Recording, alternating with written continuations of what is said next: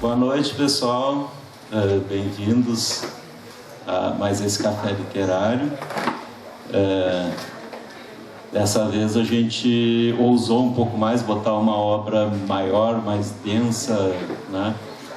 De leitura mais difícil, mas a gente achou que valia a pena. Assim. Vamos ver se todos concordam. A gente tem, então, os nossos convidados, a Maria Cristina Vasconcelos, psicanalista da SPPA, e o Gustavo Chexter, que é advogado, escritor e doutorando em escrita criativa, que já colaborou com o nosso café. Então, vamos começar pela Cris, ladies first. Boa noite. Em primeiro lugar, eu queria agradecer o convite para participar dessa atividade que eu sempre achei super interessante, né? Muito criativa e, enfim, possibilita esse debate que abre a possibilidade da gente pensar entre a literatura e a psicanálise. Então, agradecer ao Maurício, a Kátia e a diretoria da SPPA. E, bom, quando o Maurício me convidou, eu já estava lendo o livro, né? E, enfim, no primeiro momento, né, ele é um pouco mais difícil, depois a gente se apaixona por ele e vai, né, não quer parar de ler. E, bom, quando o Maurício me convidou, eu pensei, eu vou ter que fazer um recorte, porque um livro de 600 páginas, praticamente não tem como, né, a não ser escolher um recorte, não tem como abranger toda a riqueza, né, que o Padura traz no livro. O recorte que eu vou fazer só pode ser o psicanalítico, né? É o que eu sei fazer, né? Eu vou ler, né? Eu não sei falar sem ler, ainda não aprendi, então, mas é rapidinho, prometo para vocês. Então, O Homem que Amava os Cachorros é um romance que trata de um período da história da humanidade sob a perspectiva da vida de homens que de fato existiram, que fizeram essa história. Esta é uma leitura possível e bastante interessante, mas meu viés de psicanalista leva o meu olhar diretamente para esses homens e seus dramas. Portanto, não vou me ater aos homens históricos, mas apenas aos homens. No prefácio do livro, Gilberto Marangoni assinala que avaliar que Trotsky, Stalin e Ramon Mercader eram fanáticos a serviço de causas autoritárias pode ser cômodo, mas é a melhor maneira de interditar qualquer análise. Também refere que não se tratava de um acerto de contas pessoal entre os dois, entre Trotsky e Stalin. Concordo com a importância de não reduzirmos a história aos dramas pessoais, mas o inverso também é verdadeiro, pois cada um viverá sua história dentro de seu tempo, de suas peculiaridades, e é sobre esse aspecto que vou me deter. Embora os elementos históricos do livro refiram-se à trama da morte de Lev Davidovich, também chamado Leon Trotsky, ordenada por Stalin e realizada por Ramon Mercader, do meu ponto de vista, o drama de Ivan Cárdenas Maturel, que é o personagem encarregado de escrever essa história, me parece central. Penso que não é por acaso que o livro inicia com a morte de Ana, a frágil e vulnerável companheira de Ivan, que mostra toda a sua força na medida em que o trouxe de volta à vida, depois de anos difíceis de uma vida sem rumo. Isto ocorre no mesmo dia em que um furacão, também chamado Ivan, ameaça a ilha de Cuba, onde eles viviam, mas que no último instante desloca o seu rumo e perde sua força. Também considero que não é por acaso que o livro se encerra com a morte do mesmo Ivan, de maneira trágica e solitária. Eu estava dizendo antes, eu fiz um spoiler, não contei o fim do livro, mas para mim é um ponto central. A morte está presente ao longo de todo o livro, nas várias mortes do humano que vão se sucedendo e no drama da busca da vida realizada por Ivan e Ana, os personagens mais vulneráveis na medida que se apresentam e encaram toda a sua humanidade. A história de Leon Trotsky e Ramon Mercader ocorre ao longo dos anos 20 e 30, e é nessa mesma época que Freud escreve O Futuro de uma Ilusão, mais precisamente em 1927. Esse é o primeiro de seus livros em que mostra seu interesse na cultura, né, no final dos escritos de Freud, né, e que trata essencialmente das formas culturais utilizadas pelo indivíduo para lidar com o desamparo. Não é por acaso que Freud aborda esse tema, já que é o período, é o mesmo em que se passa o livro, né, é o período entre as duas grandes guerras, é o período da ascensão do nazismo, da Revolução Russa, época em que viver não era fácil, em que a destrutividade humana estava escancarada na sociedade, o que deu margem ao surgimento e estabelecimento de ideologias que marcaram traumaticamente a história da humanidade. Assim, Freud refere-se ao desamparo com o qual temos que lidar ao longo de toda a nossa vida, que para ser tolerado, a cultura nos oferece um cabedal de ideias. Dentre essas estão os ideais que em suas palavras são, que eu estou citando Freud, estimativas a respeito de que realizações são mais elevadas em relação às quais se devem fazer esforços por atingir. Fecha aspas. O que, quando alcançados, oferecem aos indivíduos satisfação de natureza narcísica. No livro, Freud atém-se mais especificamente aos usos da religião, enquanto provedora das ilusões e interditos necessários para lidar com a morte, a destrutividade e, em última instância, com o desamparo. Entretanto, podemos considerar que essas mesmas ilusões estão presentes em qualquer pensamento ideológico. Entendo que é neste caminho que os dramas de Mercader e Trotsky estão escritos. Então, vamos aos personagens. Eu vou dizer como é que eu vi esses personagens, como é que eles estão presentes dentro do livro. E vou fazer algumas citações das falas deles mesmo para esclarecer o que eu estou querendo dizer. Então, Ramon Mercader, o homem que amava os cachorros, torna-se o assassino de Trotsky e, ao longo do livro, Padura nos conta o processo a que se submeteu para chegar ao seu destino. Aí o Gilberto Marangoni, que escreve o prefácio, ele refere que Ramon Mercader não era um assassino de aluguel, sabia o que estava fazendo e o fez por convicção e livre vontade. E ele também refere que Ramon Mercader fez sua escolha sob as circunstâncias de tempos ásperos.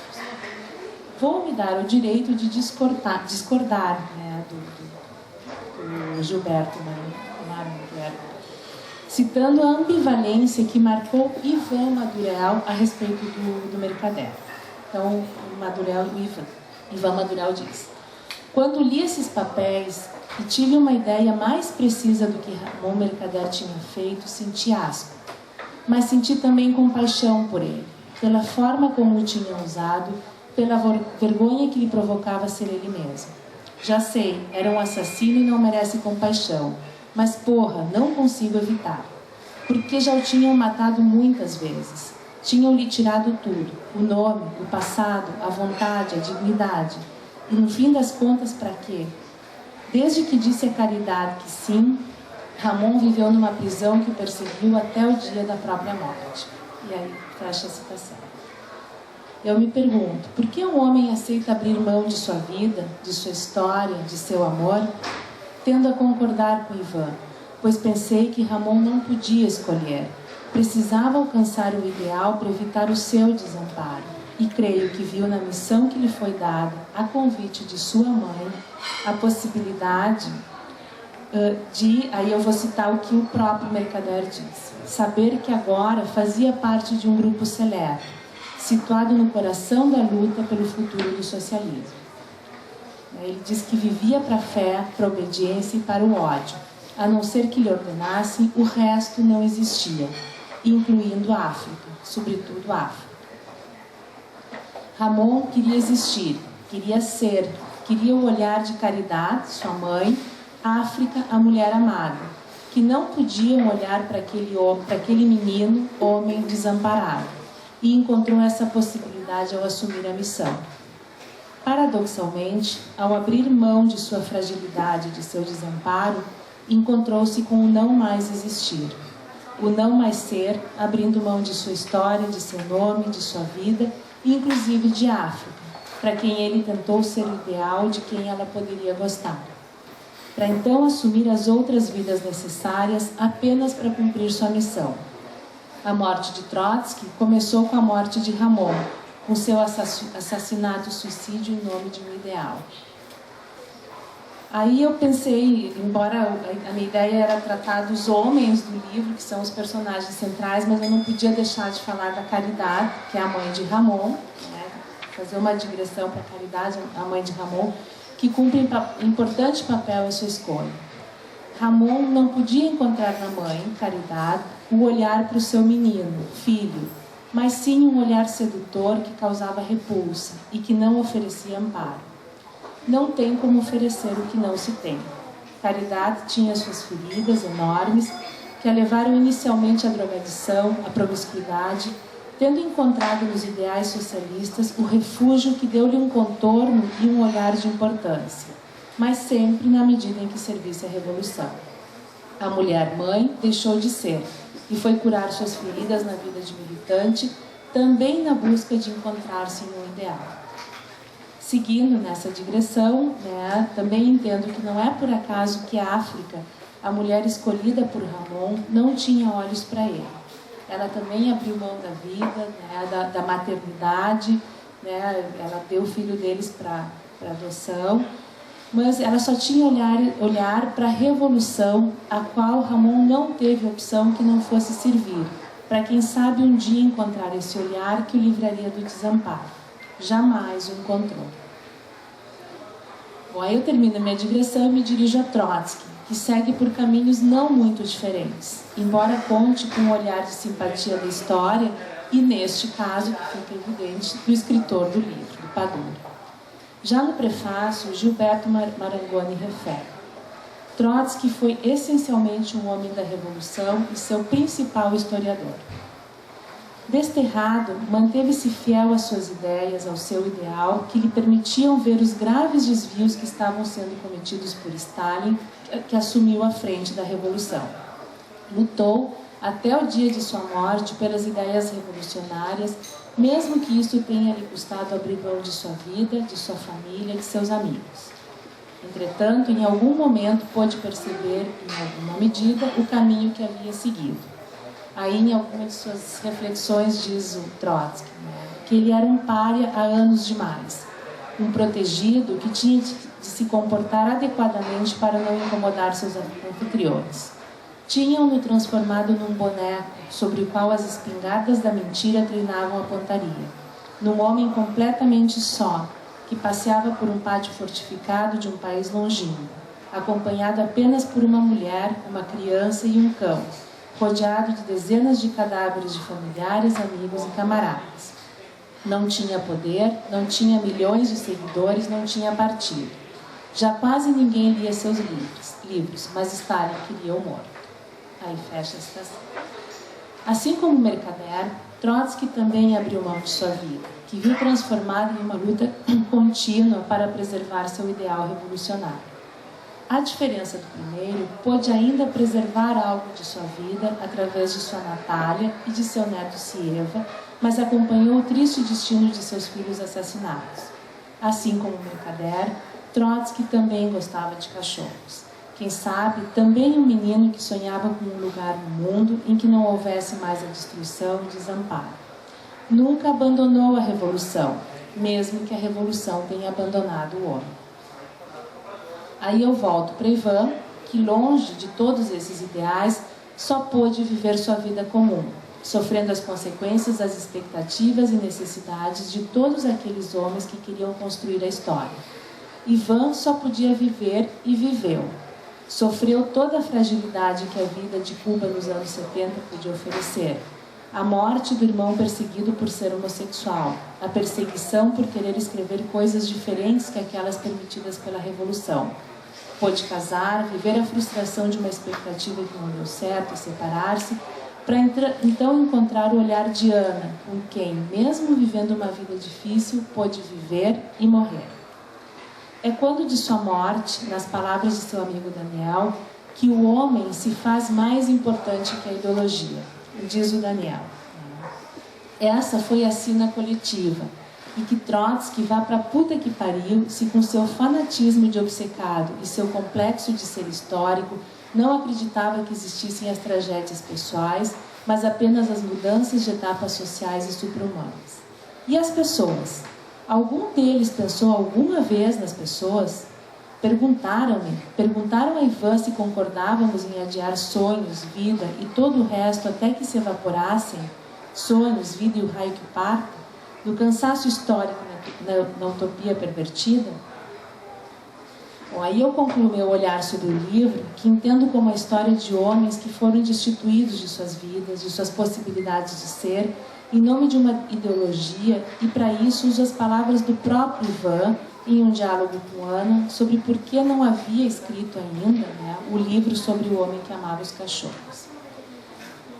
Aí Ana diz: mas o que poderiam fazer com você? Insistiu ela. Matá-lo? Não, matar não. Nesse caso, que coisa tão terrível poderiam fazer? Censurar um livro seu? Que mais? Nada. Nada como, saltou ela, creio que ofendida. Fazem de você um nada. Você sabe o que é ser transformado em nada? Isso eu sei, porque eu mesmo me transformei em nada. E também sei o que é sentir medo.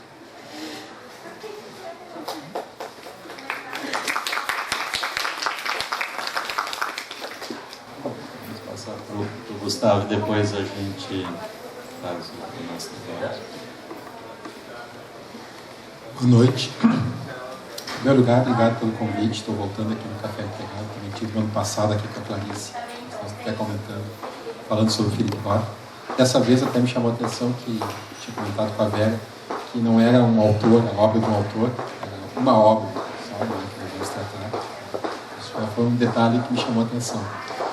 Eu vou começar confessando que até o momento em que fui convidado, eu não tinha lido o livro. Eu sabia da existência dele, eu não tinha lido o livro. E até porque não me interessava muito esse período do século. Não me interessava, não sei por qual motivo, assim, era algo que não me chamava muita atenção, o período que se passa o livro. Mas eu peguei, comecei a ler e me encantei pela prosa. Tem que se dizer... A trama, a maneira que ela foi construída é muito interessante e me recordou vários outros livros que também tem dentro dele, de certa maneira. Mas antes de tudo até, eu me lembrei muito de uma outra história, a respeito de um homem também que quis matar outro homem e atravessou o mundo literalmente para matar outro homem, que aconteceu na história antiga, que foi com Alexandre o Grande e o Dario III. Dario III, depois que perdeu pela terceira vez uma batalha contra o Alexandre o Grande, ele sabia que ele estava liquidado. E ele começou a fugir e o Alexandre o Grande veio atrás com todo o exército. Todo o exército nasceu. E o Dario foi fugindo, o rei da Pérsia, mas ele já não tinha mais poder nenhum, e enquanto isso o Alexandre vinha. E o Dario sempre escapando, aquela certeza da morte que estava vindo, até o momento em que um servo dele não aguentou mais a pressão e matou ele. Quando entregou o corpo para o Alexandre o Grande chorou, porque ele disse assim: era a existência do Dario que me definia.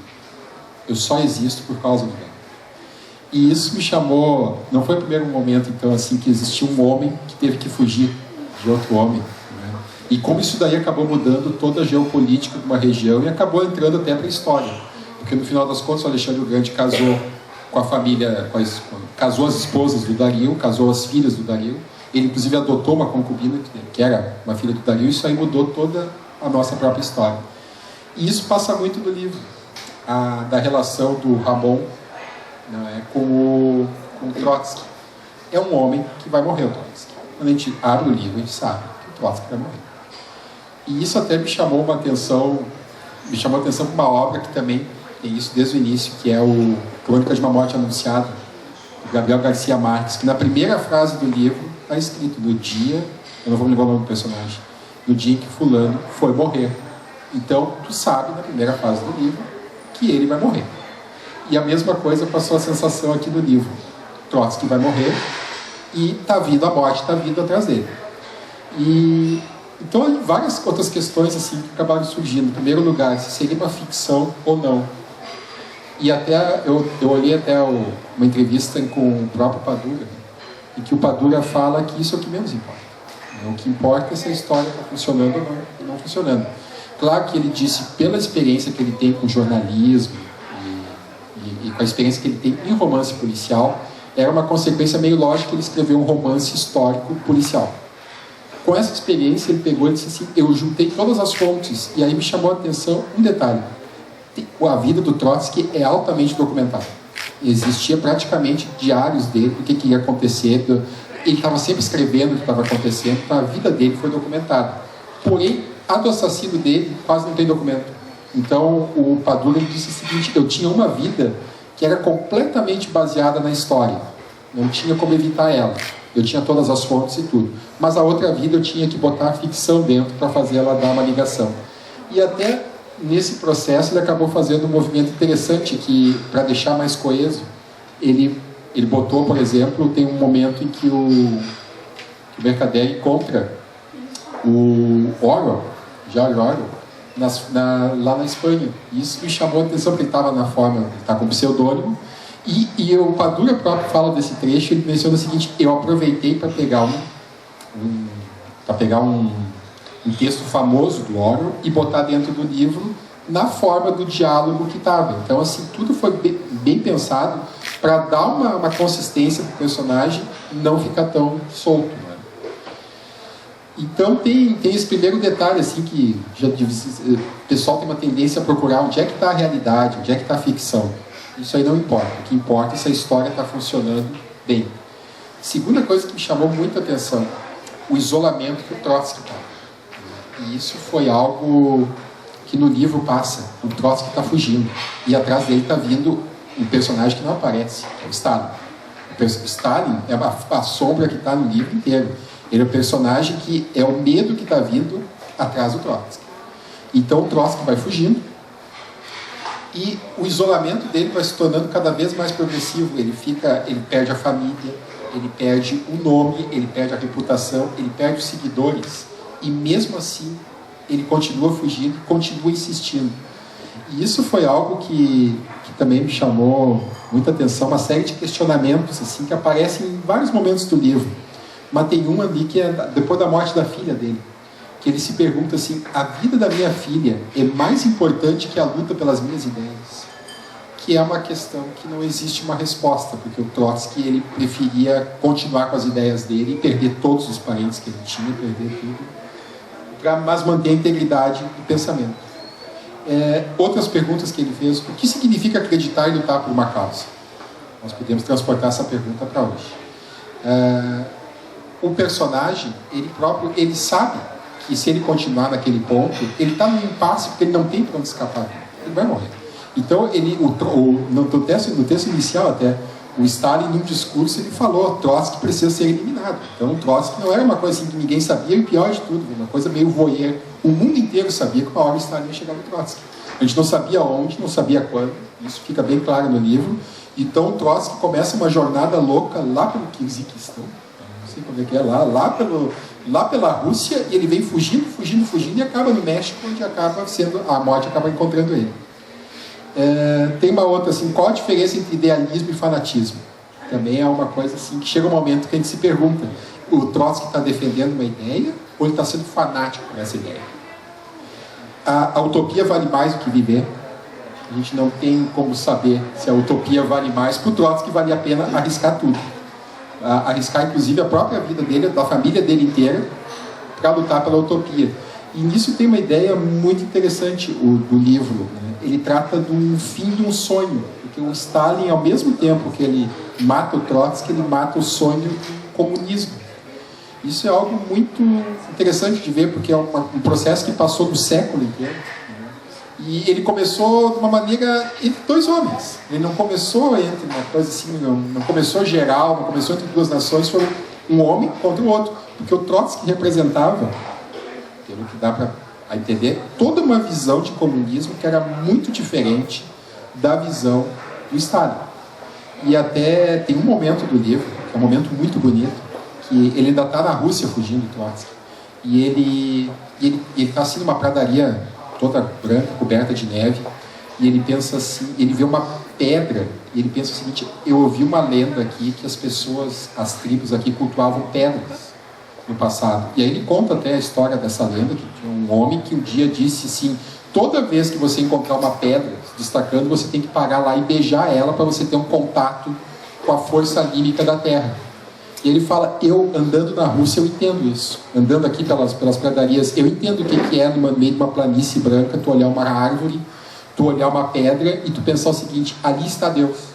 Então, eu entendo por que beijavam, no caso, beijavam a divindade. E ele fala assim, puxa vida, e nós aqui estamos querendo botar o socialismo dentro dentro de um país em que ainda nós estamos tão ligados à terra, tão ligados a tradições, e nós queremos passar com toda uma ideia do socialismo que vai passar sobre tudo, todo o nosso passado, todas as nossas tradições. Portanto, nós vamos demolir tudo isso daí para botar uma ideia moderna, uma coisa que foi gestada praticamente, para se dizer, entre pensadores. Nós íamos acabar sufocando toda a tradição do povo russo.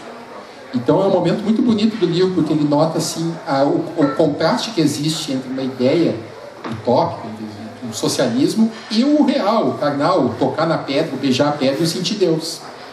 Então já passa essa impressão ali. Tem uma coisa também que é algo que vem já dos gregos, que é uma noção de tragédia. A gente sabe, a tragédia grega, o que ela se caracteriza? A ideia de um destino, a ideia de que nós não temos como escapar do destino e que nós vamos acabar morrendo por causa desse destino. Então já o livro passa essa ideia que o destino do Trotsky era realmente morrer da vida dele, no caso, em nome de um pensamento de uma sociedade melhor. E ele está disposto a esse sacrifício. Em compensação, o destino do Mercader, ele é pior. Do Ramon, ele é um destino mais cruel, porque ele foi formatado, desde que ele nasceu, ele foi formatado pela mãe. Eu achei que ia comentar a relação dele com a mãe, que é uma relação, a mãe dele era altamente ligada à própria, ligada assim, a esses movimentos todos. A mãe dele lutava junto, brigava com ele, e a mãe dele foi quem disse o seguinte: tu está disposto a cumprir uma grande tarefa que vai ajudar toda a sociedade, se tu está disposto, então tu pode, é um segredo ainda, mas logo logo tu vai descobrir. Então a mãe dele dá a missão, que sabe que vai condenar o filho a virar um assassino, mas tudo em nome de uma causa. Então ele também é um personagem trágico, e até é engraçado que tu escolheste o mesmo ponto que eu escolhi falar, porque quando o Daniel menciona no final, que o Daniel menciona aquilo ali, diz assim, o Ramon já está arrependido, o Ramon se arrepende no final. Ele é um personagem que está envolto pela culpa, na visão do Padura. A gente não tem como saber se isso aconteceu, porque o Ramon, ele manteve silêncio o resto da vida dele. Depois que ele foi preso, depois de matar o Trotsky, ele manteve silêncio absoluto. Ele ficou 20 anos preso, inclusive se recusava a dizer o nome verdadeiro dele, ele dizia o nome falso, o nome que ele tinha recebido. Mas desde o início da vida dele, ele foi formatado para ser o soldado perfeito de uma causa, o homem que vai matar o Trotsky. Então ele foi assim, todo o treinamento dele foi tudo pensado para chegar nesse ponto. Então o Padura considera um romance policial noir. E é um romance, não tem as características do noir. Se a gente for pensar, porque o noir é uma coisa assim, mais de enfumaçado, de trevas, de escuridão. E em compensação, isso aqui é um livro aberto. A gente vê todo o cenário, ele se desloca por cenários amplos. Então não fecha bem essa ideia do noir. Porém, me lembrei de um outro livro que também tem essa relação.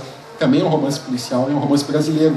E me chamou a atenção que ele mencionou que ele também era grande fã do escritor, que é o Rubem Fonseca, que é o Agosto. No Agosto é a mesma coisa. Conta a história do mês de agosto de 54, antes do Getúlio se suicidar. Também tem um crime que acontece no meio. O detetive Matos vai investigar, o comandante Matos vai investigar esse crime, e ele começa a se entrelaçar com os personagens históricos da época. E ele vai, à medida que ele vai chegando, o crime vai ficando cada vez mais imbricado com a realidade histórica, ao ponto do Gregório Fortunato aparecer como personagem. E aí tu nota, o crime, ele acabou levando a morte do Getúlio Vargas por uma série de coincidências.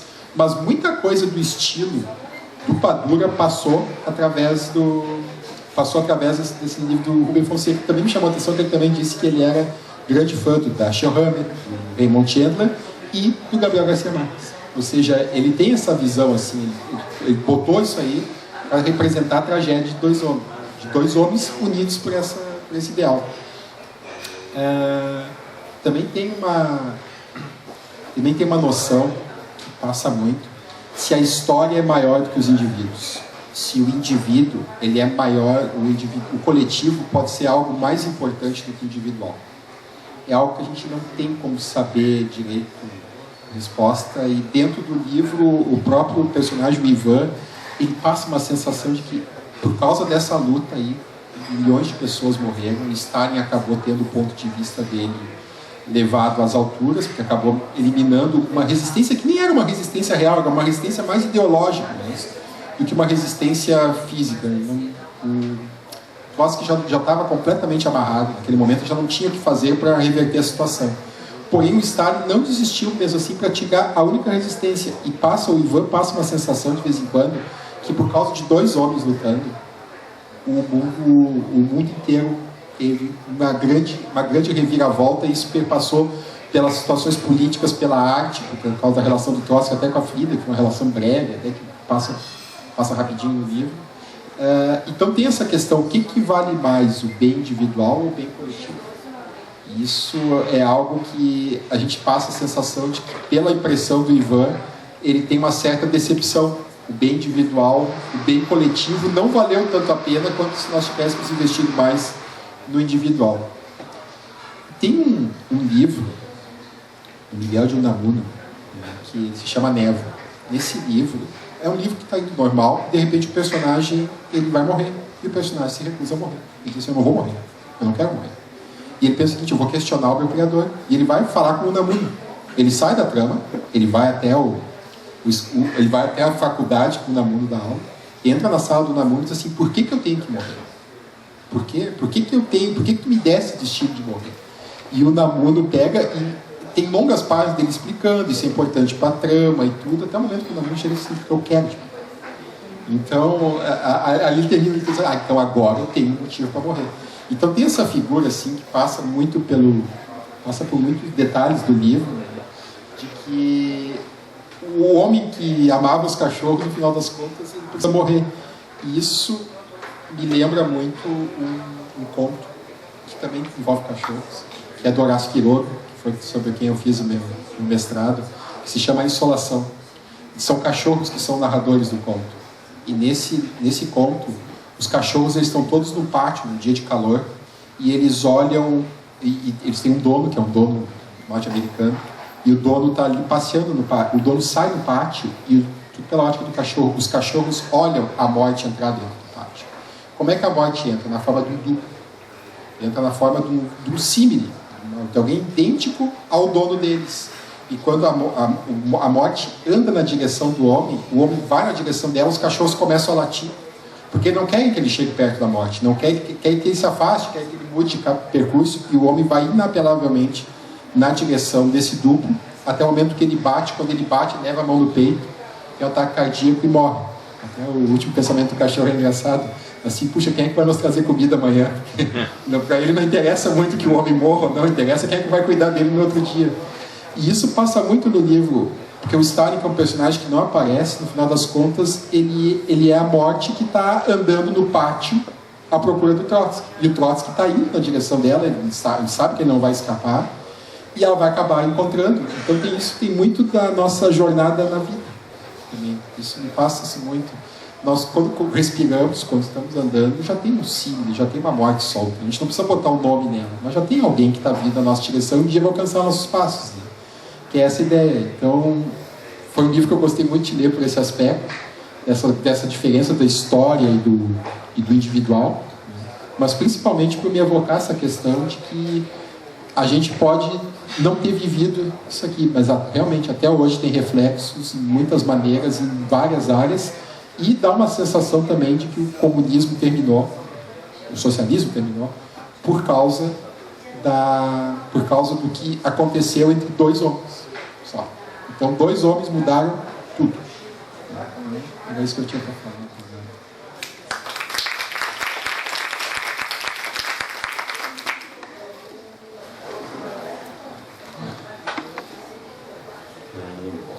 Duas abordagens diferentes, uma mais literária, uma mais humana da crise, mas eu acho plenamente compatível, assim, e acho que se encontrando assim,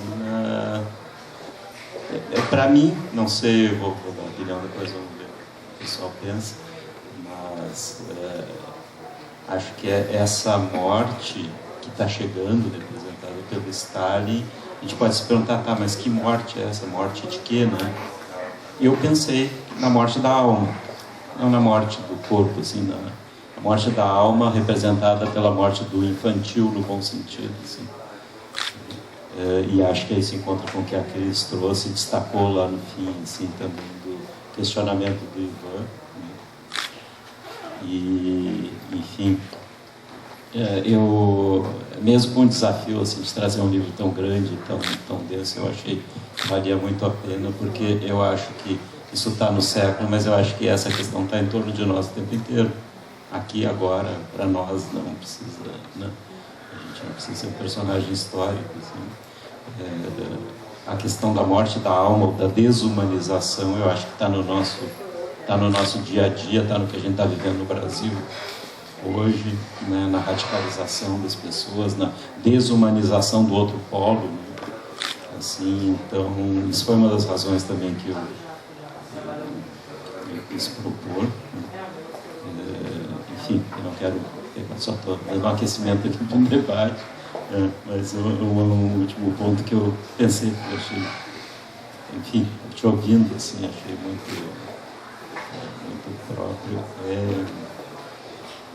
essa questão das utopias, né, versus, e do coletivo versus o individual, assim, não sei, alguém já disse, não me lembro quem, mas que o problema das utopias é que elas são feitas por pessoas, né, assim, por isso nunca funciona.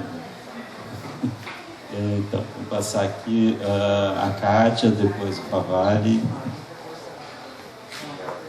Gostei muito, né? Achei que as ideias de vocês ficaram bastante articuladas.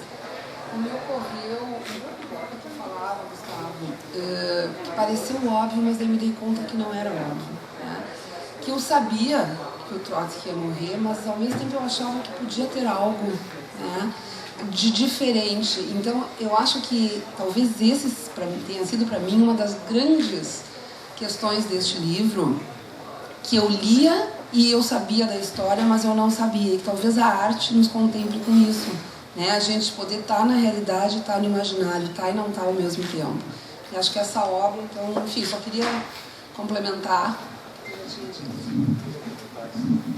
Só um comentário a respeito dos palácios. Eu tinha a mesma sensação quando eu estava lendo de que o Trotsky fosse dar apesar de ser completamente, só um pouquinho aí, vai ser uma coisa completamente inesperada mesmo.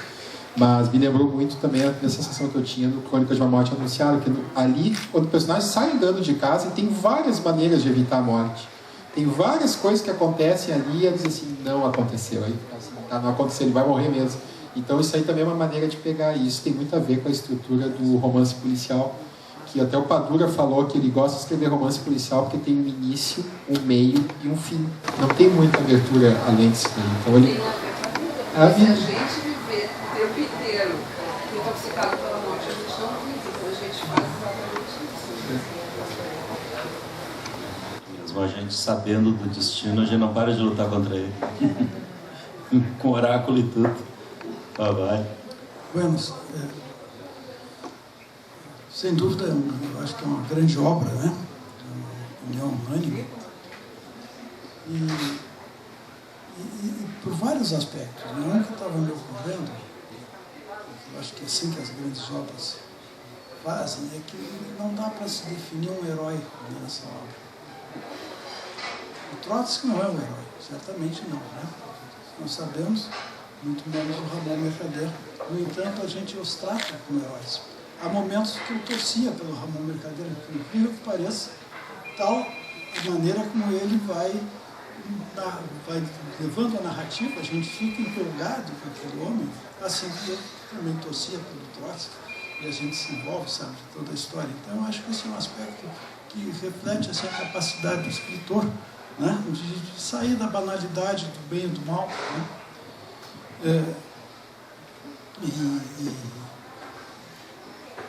E isso nos traz novamente para a questão colocada pela mesa do indivíduo e do coletivo, da história, porque é uma obra que trata de pessoas, né? Como bem destacou, são dois homens, ou tem outros personagens também que estão ali por perto, mas é uma obra inserida dentro de um contexto histórico. Ela não pode ser pensada só a partir dos indivíduos, né? Por isso que me parece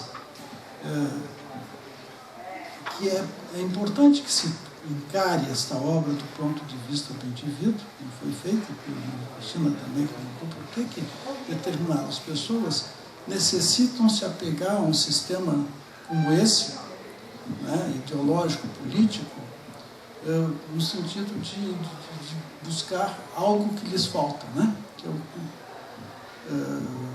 Mas também tem os sistemas políticos, eu não diria nem sistemas ideológicos, porque o sistema político vamos dizer assim, o sistema ideológico colocado em prática. Quer dizer, que esses sistemas políticos que buscam uma transformação, mas que na verdade se constituem em verdadeiras deformidades, né? Como é o caso do stalinismo, como foi o caso do nazismo. Me lembra muito a posição da Hannah Arendt, né, sobre a banalidade do mal, quando ela fala do Eichmann, que é mais ou menos a mesma situação do Ramon Mercader. Ele estava convicto daquilo que ele fazia, ele estava fazendo bem, e ele não tinha outra opção, né? Ele não tinha noção do que aquilo representava. Para ele, aquilo era o que tinha que ser feito, né? Então, é importante a gente pensar, afinal, o que se passa nesses sistemas políticos que visam, em última instância, tanto Trotsky como a própria Revolução Russa, que deu a reformação depois do Stalin, visava uma mudança social no sentido de melhoria da vida individual, né? Mas que surge que resulta nessa deformação. Isso se dá ao longo da história. A Revolução Francesa não foi diferente, né? E eu acho que é importante a gente se dar conta que, ainda que surjam as deformações, a história segue, e a história nos traz mudanças, né? Mesmo que tenha surgido o stalinismo, tenha surgido a bancarrota do sistema socialista e toda a sua deformação, a história segue, ela não para. Nesse sentido, eu queria só destacar uma frase, que para mim é uma frase lapidar, que está no final do comentário do... Como é que é o nome dele? Eu achei excelente o comentário.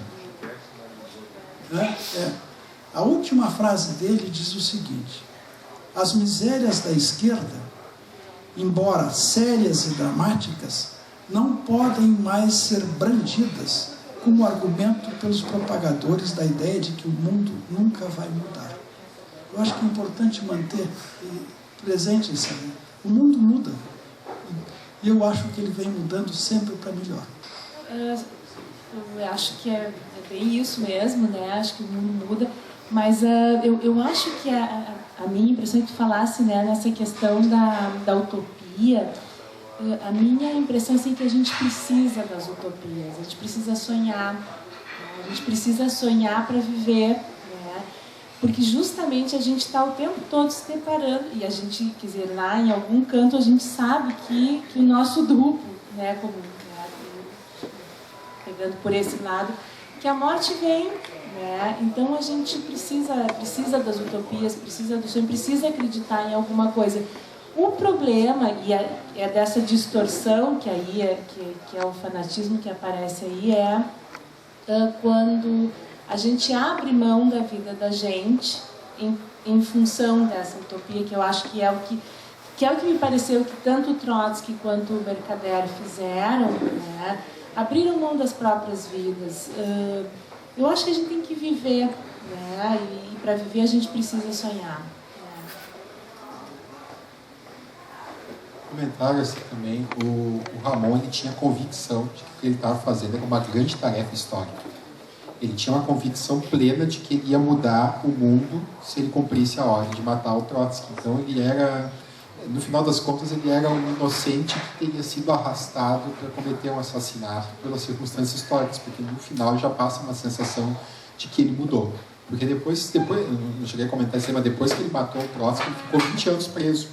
Ficou 20 anos em silêncio, depois ele saiu da prisão e voltou para a Rússia. Só que aí já tinha passado já o auge do stalinismo, já estava numa outra situação, ele já era um incômodo lá. E aí ele conseguiu voltou para Cuba, e em Cuba ele ganhava uma mesada, ganhava uma espécie de dinheiro que vinha de fora, e passou o resto da vida ali. Então ele passou prisioneiro do passado dele. Então ele passa uma impressão de que ele não acabou perdendo também. Ele perdeu a vida dele, no final das contas, por uma causa que depois que ele foi útil, o renegou ele. Agora tem também uma outra questão, aproveitando que falasse, também tem um outro momento da história da literatura em que dois homens redefiniram também, que também é na Ilíada, quando o Aquiles enfrenta o Heitor. Ali são duas diferenças completamente de dois sistemas políticos, dois sistemas econômicos, dois sistemas morais que se enfrentam, e o que ganha não é necessariamente o sistema melhor, é o sistema humano, é a selvageria, é a instabilidade do Aquiles, a loucura do Aquiles. O que acaba ganhando ali é como nós somos hoje. Então, no final das contas, o Stalin, ele venceu, ele é um personagem oculto, ele venceu a batalha no final, ele acabou matando o Trotsky, mas teve o custo que acabou perdendo a grande batalha, que era deixar o comunismo, socialismo, porque ali já estava no meio termo, porque o comunismo considera que era só o que tinha vindo com Lenin, depois ele já tinha mudado, né? Aí virou o stalinismo.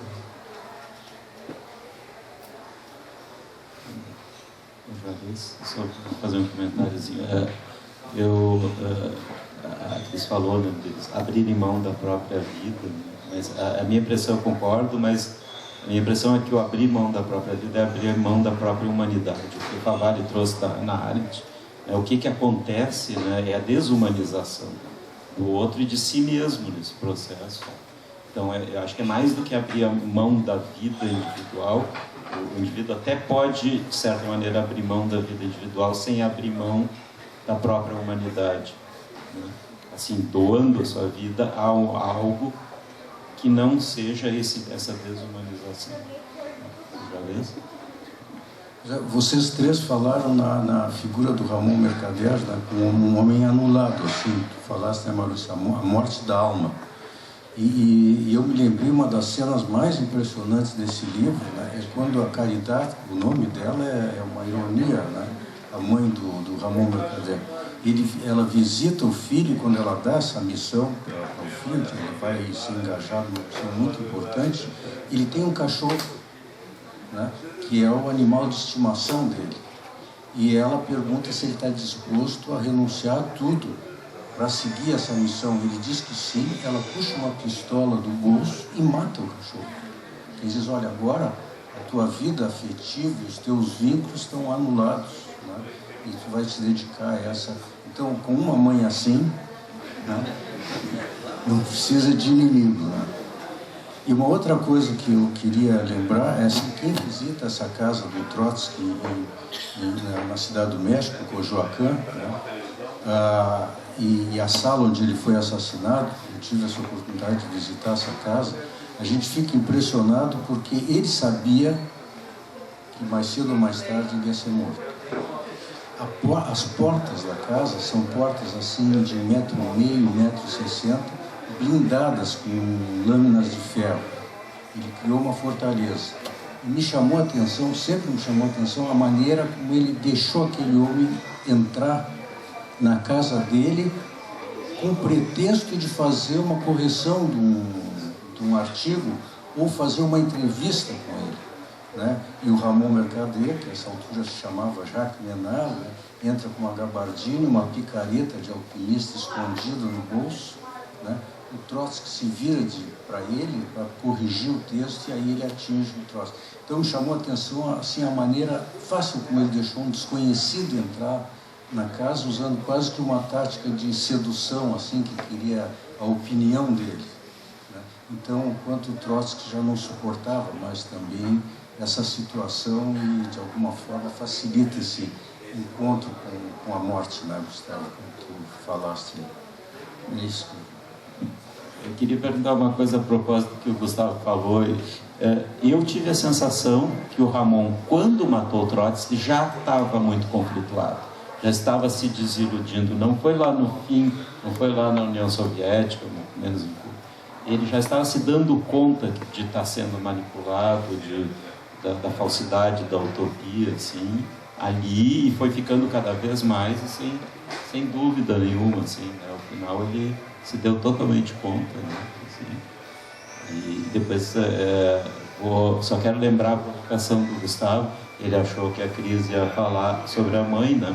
A gente, acho que nós como psicanalistas, a gente fica com medo de cair no estereótipo, né? Os psicanalistas sempre culpam a mãe, então a gente acabou evitando de falar. Mas vamos ver se alguém fala, porque tem a Caridade, tem a África, né? E a Lenina, e nós vamos ter que falar da mãe. Só porque quando fala que ele já estava conflituado no final, tem uma passagem que é bem interessante, eu até tinha selecionado, depois acabei não usando, que ele começa, quando o Stalin faz o acordo com Hitler, né, e ele começa a perceber, a ter a notícia de todos os camaradas que vão sendo mortos, né, e um atrás do outro, pessoas que eram revolucionários, enfim, o acordo Hitler, ele começa a se questionar o que estava acontecendo. Aí chega o Kotov, né, que é o que vai sempre, que é a ligação dele lá com Stalin, e o Kotov percebe a dúvida dele, percebe o questionamento dele e pergunta o que ele está pensando, né? E a resposta do Ramon, assim, que o Stalin sempre tem razão. Ele abafou toda a dúvida dele, disse, não, o Stalin sempre tem razão. Só um comentário a respeito do que tu falaste. Em primeiro lugar, a respeito da questão da mãe, porque eu realmente achei uma personagem chocante. Nem tanto por causa da questão, mas eu achei mais porque eu preciso... Nossa, que personagem, praticamente ela definiu ali o destino do filho nessa cena aí. E que personagem forte, o contraste do nome, do Caridade, né, com toda a violência que estava cercando a vida dela, porque uma mulher que foi revolucionária do início até o fim. E isso aí passou para o filho também, e o filho acabou seguindo os passos da mãe. Mas até o Juarez também, que é um grande leitor, sabe do Borges, né, da Casa de Asteria, né, que é aquele conto que a gente fica, o personagem inteiro fica andando o tempo inteiro assim, ele está falando, eu estou me sentindo preso, eu estou me sentindo tolhido, tem alguém que está atrás de mim, tem alguém que está me perseguindo e tudo, e ele quer se libertar da prisão que ele está, e a gente não consegue entender o que é, e aí tem um corte assim, tem as últimas 3 linhas, está o Teseu falando para Ariadne. Engraçado, o Minotauro parece que se jogou na minha faca, né? Então também tem isso, né, da ideia do que o Trotsky também estava procurando inconscientemente uma maneira também de ter um alívio, né? De não aguentar mais aquela perseguição, e acabou realmente bobeando. Nós somos pessoas assim, deixou muita margem. E isso faz lembrar muito que semana passada eu li notícia de jornal, sendo que o número 1 da Al-Qaeda, ele assumiu faz 6 meses, os americanos acharam ele e tocaram uma bomba nele. Eu fiquei imaginando, imagina se o Stalin tivesse acesso às bombas, o Trotsky nunca mais ia dormir em paz, não? Se entrasse debaixo da terra, se entrasse em qualquer lugar, ia ter uma bomba, né? Só que ali mandou uma única pessoa que deixa a morte, mais pessoal, para dizer, para ir assim, ó, tô te matando mesmo, porque eu mandei uma pessoa para me matar em meu nome. Não é aquela coisa em que o pessoal do cara tá parado, assim, cai uma bomba e já matou ele. Ele quis fazer uma coisa para deixar uma marca. Só para retomar a Caridade, né, que me chamou a atenção, enfim, e que ela diz, em algum momento, quando ela conta para o filho, né, para o Ramon, ela conta a história dela, porque ele sabia da separação, enfim, que ela tinha abandonado o pai dele, toda a história, mas não sabia o que tinha acontecido. E ela conta como é que ela foi parar, né, na Revolução, né, que num primeiro momento ela tinha, com o marido, tinha toda uma história de uso de drogas, de promiscuidade, e que começa de abuso, né, de um casamento em que ela era, eles viviam uma relação abusiva ali. E ela diz para ele, né, para o Ramon, que os filhos, né, o Ramon não era o único filho, os outros estavam também lutando lá na Revolução Espanhola. Ela diz, vocês são filhos do ódio. Ela diz para ele.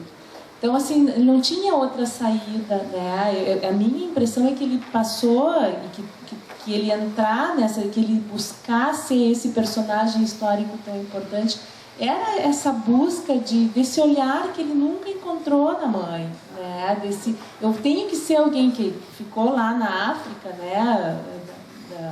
Da mulher que ele amava, mas era um olhar da mãe que ele nunca teve. Ele era o filho do ódio, né? E ela era uma mulher que, apesar de aparecer ali como uma revolucionária, extremamente importante, forte, ela era uma mulher muito frágil, com muitas feridas. Ela não tinha como oferecer, né, outra coisa para ele que não fosse o ódio, porque era o que ela tinha dentro dela. Eu acredito que matar o cachorro é matar o contato com essa fragilidade, né? Com o infantil. E eu tenho a impressão que tem uma certa especularidade. O início do livro com o final, essa cena, né, que foi muito marcante dela matando o cachorro, e o homem que amava os cachorros. Eu entendi, né, o fio que restava de humanidade, né, neles, assim, o cachorro, né, o amor ao cachorro, o fio de amor que restava. Sim. Mas essa cena no início e no fim, ele ficando sabendo da morte da filha que ele nunca conheceu, da Lenina, né? Aos 20 anos, morta numa guerrilha, né? Assim, e a África contando da morte com uma frieza, assim, né? De máquina, assim. E essa filha, né? Lenina, a mãe é o destino, né? Ela não tinha outra possibilidade a não ser morrer numa guerrilha, né, com 20 anos, e ele lamentando isso e sentindo, então, o começo e o fim, né, o abertura e o fechamento, parece que vão por aí. Então, o destino trágico, né, marcado por... E também eu acho interessante o nome Caridade, né? Se não é um romance histórico, e o autor põe esse nome, vai se dizer que é forçação de barra. Se não fosse verdade, então... A ficção tenta alcançar a realidade no seu absurdo, mas não consegue. Então só um romance histórico permite isso, né? É o nome verdadeiro também do Ramon. Senão não dava para botar.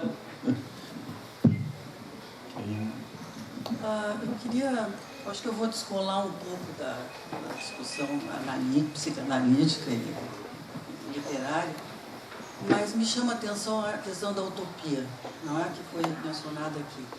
Eu acho, sim, que a utopia desse pessoal, embora as formas concretas com que eles tentavam realizar essa utopia, desse nesse horror que foi, né, o stalinismo, etc., mas eu acho, assim, que essa utopia desse tipo de pessoas, como no caso o Trotsky, outros, Che Guevara e outros, eles tinham uma utopia de uma generosidade, fazendo todo mundo pensar que um mundo outro era possível, um mundo mais igualitário, um mundo onde as pessoas podiam ser mais igualitárias, né?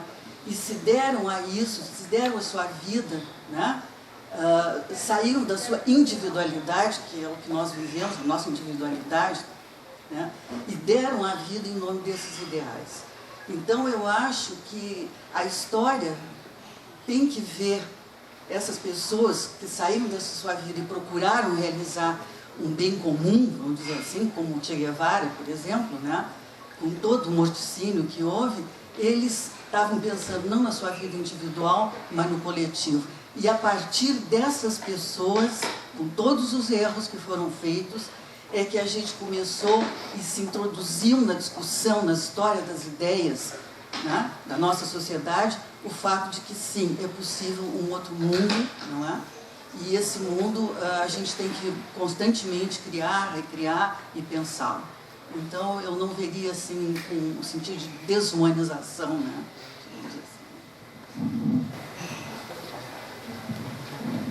Posso fazer só uma lembrança? Don Quixote, essa maravilha que é o Don Quixote dos Cervantes, que é alguém que sonha com um mundo melhor e parte todo o tempo, mas é tipo louco, é um homem acompanhado dessa figura tão espetacular quanto ele, que é a figura do Sancho Panza. Não há como não querer bem o doutor. Não há como não admirar alguém que faz o que faz para um mundo melhor. É só isso. Só que O elogio da loucura.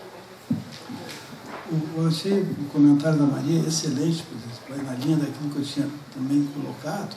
E a questão que se coloca é assim, a história pode prescindir desses personagens, porque eles estão ao longo, né? Tu começaste a relembrar Ulisses, né?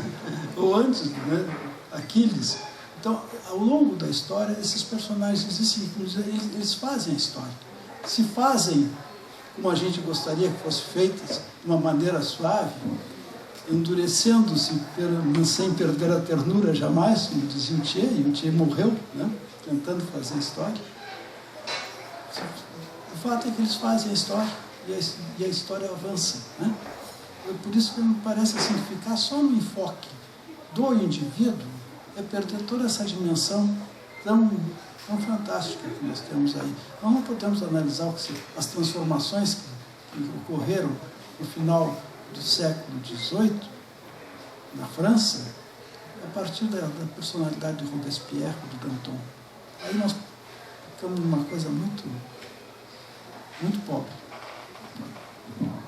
Mas acho que esse é o próprio debate do livro, né? A questão, como o Gustavo salientou, que vai do início ao fim. Agora, só quero pegar a ótima lembrança da Clotilde, né?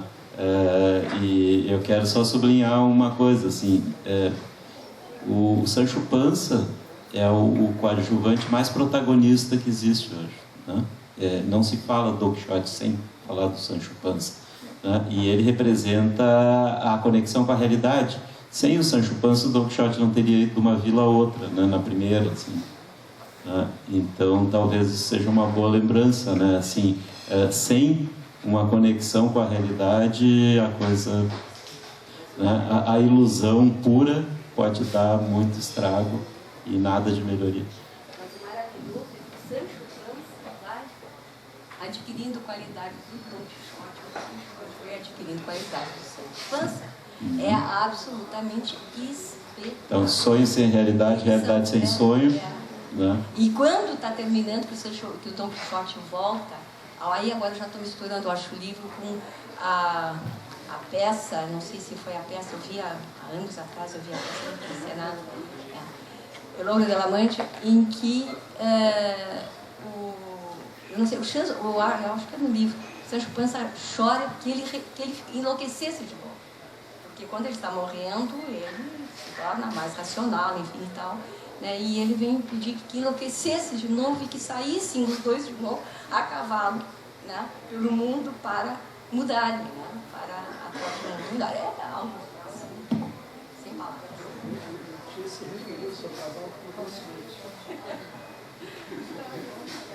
Não dá tempo, Gustavo. Sim, a respeito do Don Quixote, teve no Fórum Social Mundial, acho que teve uma palestra sobre o Saramago, a abertura do Fórum Social Mundial, que discutiu o Don Quixote. Se ele era uma utopia, né? Ele disse que o único personagem realmente utópico ali é o Sancho Panza. Porque é o único que acreditou realmente na tudo que o Don Quixote, o único ponto ali utópico, o único ponto que realmente acredita é o Sancho Panza. O Don Quixote, ele era enlouquecido pelas leituras, por todo o conhecimento de livros de cavalaria, toda aquela coisa da literatura que enlouquece o homem. E o Sancho Panza seguiu ele, então ele era o utópico. Ele achava que podia ser real aquilo. Só hoje, até na PUC lá, tinha um congresso sobre utopia. Então a gente falou a tarde inteira sobre utopia. E uma das palestras lá que o professor Tim falou, ele disse que a utopia ela é a articulação de uma esperança de que alguma coisa vai melhorar, ao contrário da distopia. A distopia já tem aquela ideia de ser um autoritarismo, um mundo assim que está ao lado do nosso, mas não é propriamente aquele mundo, que é um mundo que foi deturpado por causa do ideal fascista e tudo. Aí tem o Nome do Castelo Alto, Felipe Cadito, tem vários livros assim. Agora, tinha falado, a utopia, ela representa a esperança de que tudo vai mudar. E nesse aspecto aqui, dentro do livro, tem essa articulação de que a utopia vale mais do que viver. Não é uma resposta fácil para esses homens valeram. E tem todo esse contexto dentro da história. Sim, a gente não pode... Nós somos criaturas da história. Nós estamos vivendo dentro de um período histórico. Nós não temos como abrir mão dele. Porém, até o Leminski tem uma biografia que ele fez do Trotsky. Uma biografia bem pequena. E ele bota que somente os contadores... deve ser tal trecho que ele fala. Os artistas vão mais fundo que os colecionadores de dados e datas da história. Se você quiser entender a Rússia do período, não leia manuais de história, leia os Irmãos Karamazov de Dostoiévski. Então é essa capacidade que tem a literatura de dar uma certa coesão, botar representado em dois homens, dois sistemas de valores diferentes e conseguir ver isso no mundo inteiro. É isso que faz a magia funcionar. Eu acho interessante porque até eu ver os Irmãos Karamazov para ver a vida dos homens ali. E eu acho que tem um terceiro personagem que para mim é super interessante, que é o Ivan, né? Ele não é um herói, ele é simplesmente um homem querendo viver a sua vida, né? E viver e encontrar um lugar no mundo e tentar entender o que estava acontecendo. Eu gostei muito do Ivan enquanto personagem, não sei do ponto de vista literário, mas eu acho que a gente tende a ver como, né, por ser um romance histórico, como a história do Trotsky e do Ramon, mas o Ivan é super importante também.